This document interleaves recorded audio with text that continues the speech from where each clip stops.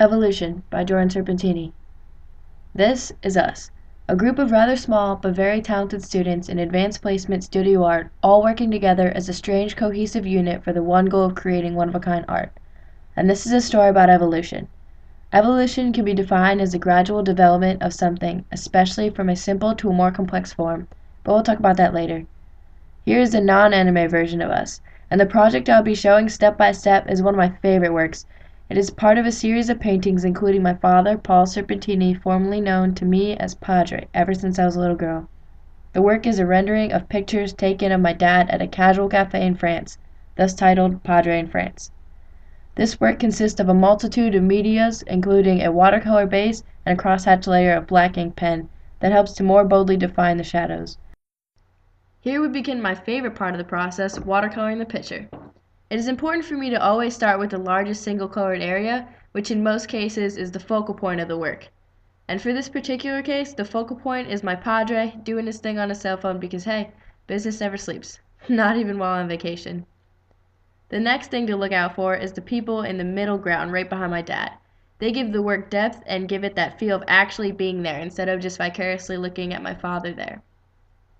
If you look closely, you can see that we have moved onto the non-living middle ground like the tree in the back right and the table my dad's hand is on. After the middle ground is complete, we can now start on the background that includes the architecture of the French building behind the cafe. Lastly, of the watercolor portion of the painting, we had the most elaborate details, which for me were the details on the metal seats, my father's sunglasses, and the shading of the building behind everyone. This genuinely took the longest time but had the greatest deal of impact because it determines the realistic quality of the rendering.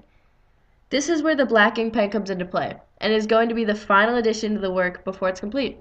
We now have added a layer of cross-hatching, that is, as mentioned earlier, to enhance the visibility of the shadows. And check this out, looks like we're all done. Here's a cool fact, there are a total of 21 people in this work. This includes my dad, the people in the background, and the photographer, which can be seen through the reflection of my dad's glasses if you look really close. Works like this can take anywhere from 3 weeks to months for me to complete. Here are a quick look of other works of my dad in my series of paintings of him. This one is called Padre in Mexico, followed by Padre in Spain.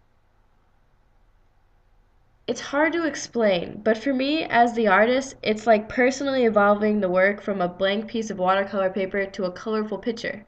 I'm responsible for every step of the evolutionary process, and I can promise that I will continue to change the world, one blank canvas at a time.